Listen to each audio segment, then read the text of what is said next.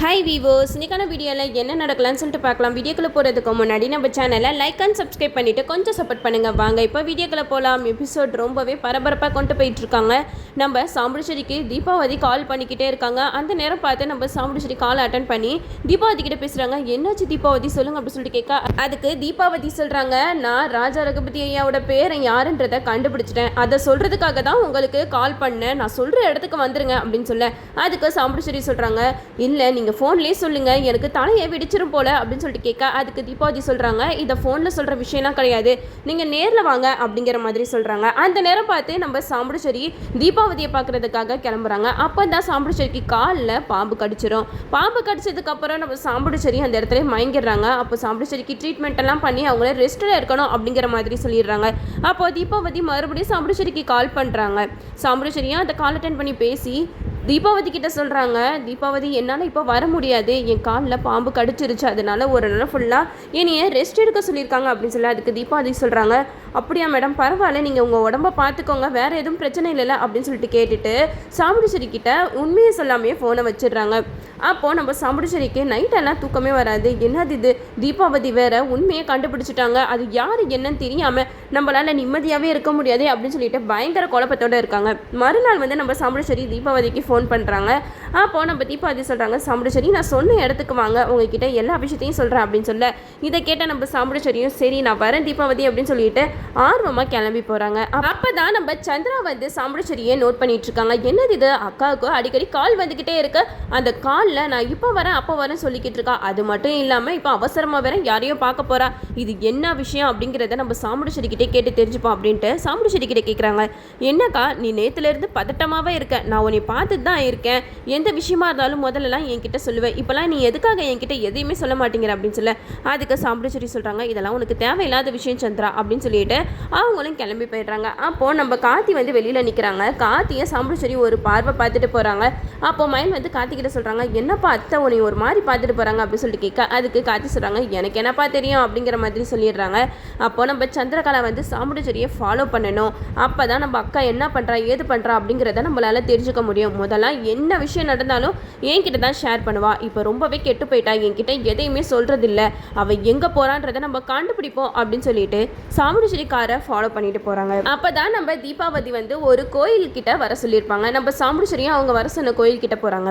அப்போ தீபாவதியை பார்த்துட்டு சாமுண்டீஸ்வரி பேசுகிறாங்க, என்ன தீபாவதி உண்மையை கண்டுபிடிச்சிட்டிங்களா அப்படின்னு சொல்லிட்டு கேட்கும்போது தீபாவதி சொல்கிறாங்க, உங்களுக்கு கால் இப்போ எப்படி இருக்குது, இப்போ உடம்பு பரவாயில்லையா அப்படின்னு சொல்லிட்டு கேட்க, அதுக்கு சாமுண்டீஸ்வரி சொல்கிறாங்க, அதெல்லாம் பரவாயில்ல தீபாவதி, எனக்கு ஃபஸ்ட்டு யார் அவங்களோட பேரா அப்படிங்கிற உண்மையை சொல்லுங்கள், இல்லைனா எனக்கு தலையே வெடிச்சிடும், நேற்றெல்லாம் எனக்கு தூக்கமே வரலை, எனக்கு அந்த உண்மை தெரியாமல் மனசெல்லாம் ஒரு மாதிரியாக இருக்குது அப்படின்னு சொல்ல, இதை கேட்ட தீபாவதி சொல்கிறாங்க, அவசரப்படாதீங்க சாமுண்டீஸ்வரி, நான் எல்லாத்தையுமே விசாரித்து பார்த்ததில்ல, அந்த பரமேஸ்வரியோட பேரை உங்களோட மாப்பிள்ளை கிடையாது அப்படின்னு சொல்லிடுறாங்க. இதை கேட்டதுமே சாமுண்டீஸ்வரி பயங்கர ஹாப்பி ஆகிடுறாங்க.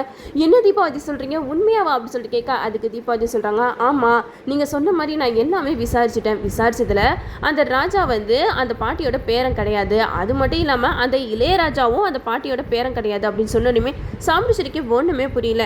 என்ன தீபாவதி சொல்கிறீங்க, அப்போ அந்த இளையராஜா பாட்டியோட பேரன் கிடையாதுன்னா அப்போ யாரு தான் அவங்களோட பேரன் அப்படின்னு சொல்லிட்டு கேட்கும்போது தீபாவதி சொல்கிறாங்க, அதை நான் கண்டுபிடிச்சிட்டேன், அதை எப்போ சொல்லணும் எப்படி சொல்லணுன்றதுக்கு ஒரு நேரம் இருக்குது சாமுண்டீஸ்வரி, நான் அப்போ தான் சொல்லுவேன் அப்படிங்கிற மாதிரி சொல்ல, இதை கேட்ட சாமுண்டீஸ்வரி சொல்கிறாங்க, ப்ளீஸ் தீபாவதி இதை மட்டும் மறைக்காதீங்க என்கிட்ட சொல்லுங்கள் அப்படின்னு சொல்ல, அதுக்கு தீபாவதி சொல்கிறாங்க, ஆக மொத்தத்தில் உங்கள் மாப்பிள்ளை அந்த பாட்டியோட பேரன் கிடையாது அப்படிங்கிறத நான் கன்ஃபார்மாக சொல்லிட்டேன், அதுக்கப்புறம் அவங்க பேரன் யாராக இருந்தால் உங்களுக்கு என்ன சாமுண்டீஸ்வரி அப்படிங்கிற மாதிரி கேட்கும்போது சாமுண்டீஸ்வரியும் சொல்கிறாங்க, எனிவே தேங்க்ஸ் தீபாவதி, நான் சொன்னன்றதுக்காக நீங்கள் எல்லா உண்மையும் கண்டுபிடிச்சிட்டீங்க அப்படின்னு சொல்லிட்டு ரொம்பவே ஹாப்பியாக போகிறாங்க. இதை எல்லாத்தையுமே நம்ம சந்திரா தூரத்துலேருந்து பார்த்துக்கிட்டு இருக்காங்க. என்னது இது, அக்கா யாருன்னே தெரியாத ஒருத்திக்கிட்ட பேசிக்கிட்டு இருக்காங்க, இவளை நம்ம முன்ன பின்ன பார்த்தது கூட கிடையாது, இவளை எதுக்காக அக்கா மீட் பண்ண வரணும், அது மட்டும் இல்லாமல் அவள் ஏதோ ஒரு விஷயத்த சொல்கிறா, அதை கேட்டதுமே அக்கா மூஞ்சில் சந்தோஷத்தை பார்க்கணுமே தாங்க முடியல, இதெல்லாம் எதனால நடக்குது அப்படின்னு சொல்லிட்டு சந்திரா மண்டையை போட்டு பிச்சுக்கிட்டு இருக்காங்க. இந்த சைடு நம்ம சாமுண்டீஸ்வரியும் தீபாவதி கிட்ட சொல்லிட்டு கிளம்பிடுறாங்க. அப்போ தான் நம்ம தீபாவதி ஃப்ளாஷ்பேக்காக ஒரு விஷயத்த நினச்சி பார்த்துக்கிட்டு இருக்காங்க. ஆல்ரெடி நம்ம கார்த்திக் சாமுண்டீஸ்வரியை நோட் பண்ணிட்டு பண்ணிகிட்டு இருப்பாங்க. என்னது இது, அத்தை நடந்துக்கிற நடவடிக்கையே சரியில்லை, ஏதோ கால் வருது, அவங்க அட்டன் பண்ணி பேசிட்டு வரேன்ற மாதிரியே சொல்லிக்கிட்டு இருக்காங்க. இதில் என்ன விஷயம் இருக்கும் அப்படின்னு சொல்லிட்டு நம்ம கார்த்திக் வந்து புரிஞ்சுக்கிறாங்க. ஒருவேளை அந்த தீபாவதி நம்மளை பற்றின விஷயத்தெல்லாம் கண்டுபிடிச்சி அத்தைக்கிட்ட சொல்லலான்ட்டு தான் அவங்க கூப்பிட்றாங்க போல், நம்மளே அதுக்கு முன்னாடி முந்திப்போம் அப்படின்னு சொல்லிட்டு தீபாவதியை தனியாக பார்த்து பேசுகிறாங்க.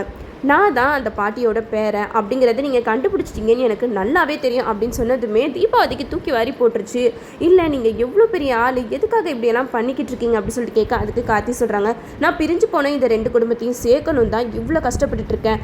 ஆனால் மேடம், நீங்கள் கண்டுபிடிச்ச விஷயத்த இப்போ எங்கள் அத்தைக்கிட்ட சொன்னீங்கன்னா கண்டிப்பாக கோயில் கும்பாபிஷேகம் நடக்காது.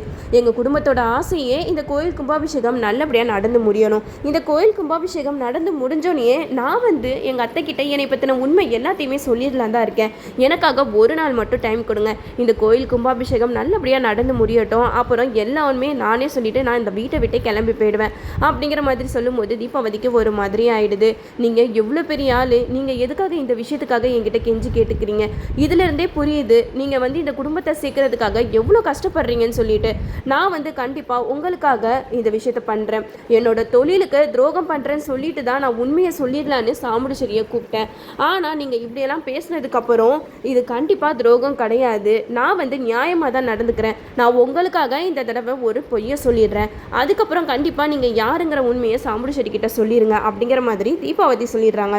இதை கேட்டதுமே கார்த்தி ரொம்ப சந்தோஷப்படுறாங்க. உங்களுக்கு ரொம்ப நன்றி தீபாவதி, எனக்காக நீங்கள் இப்படி ஒரு பொய்யை சொல்ல ஒத்துக்கிட்டீங்களே அப்படின்னு சொல்லிட்டு நம்ம கார்த்திக் வந்து தீபாவதி கிட்ட பேசிட்டு போயிடுறாங்க. இதெல்லாம் கேட்டுட்டு நம்ம தீபாவதியும் சரி, இந்த 2 குடும்பமும் ஒன்று சேர்ந்தால் நல்லா தான் இருக்கும் அப்படிங்கிற மாதிரி அவங்களும் நல்லது தான் நினைக்கிறாங்க. இதை எல்லாத்தையுமே நம்ம தீபாவதி வந்து ஃப்ளாஷ்பேக்காக நினச்சி பார்த்துக்கிட்டு இருக்காங்க. அடுத்த நாள் வந்து கோயில் கும்பாபிஷேகத்துக்காக எல்லா ஏற்பாடுமே சூப்பராக போய்கிட்டு இருக்கு. இந்த கோயில் கும்பாபிஷேகம் நடந்து முடிக்கிறதுக்குள்ள என்னென்ன பிரச்சனையெல்லாம் வரப்போகுதுன்னே தெரியல. ஆல்ரெடி சிவனாண்டி வந்து ராஜராஜனை கொலை பண்ணுறதுக்காக ஆளை ஏற்பாடு பண்ணி வச்சுருக்காங்க. அதுலேருந்து நம்ம கார்த்திக் வந்து ராஜராஜனை எப்படி காப்பாற்ற போகிறாங்க. அது மட்டும் இல்லாமல் இந்த தீபாவதியை வேற சந்திரா பார்த்துட்டாங்க. எதுக்காக சாமுடிச்சேரி அக்கா இவங்க கிட்ட போயிட்டு பேசுகிறாங்க, இவங்க கிட்ட ஏதோ ஒரு விஷயத்தை கண்டுபிடிக்க சொல்லியிருக்காங்க, அதை பற்றி தான் அக்கா வந்து இவங்களை பார்க்குறதுக்காக போயிருக்கா அப்படிங்கிறதையும் நம்ம சந்திரா வந்து புரிஞ்சுக்கிறாங்க. இதில் என்ன நடக்க போகுதுன்னா, ஒரு வேளை கும்பாபிஷேகம் நடக்கிறதுக்கு முன்னாடியே கார்த்தியை பற்றின விஷயம்லாம் தெரிய வருமா, அப்படி இல்லைன்னா இந்த கோயில் கும்பாபிஷேகம் நல்லபடியாக நடந்து முடிஞ்சதுக்கப்புறம் நம்ம கார்த்தியை எல்லா உண்மையும் சொல்லிடுவாரா அப்படிங்கிறத நம்மளும் பொறுமையாக வெயிட் பண்ணி பார்ப்போம். ஓகே வீவர்ஸ், இந்த வீடியோ உங்களுக்கு பிடிச்சிருந்தா லைக் பண்ணுங்கள், மறக்காமல் நம்ம சேனலை சப்ஸ்கிரைப் பண்ணிடுங்க.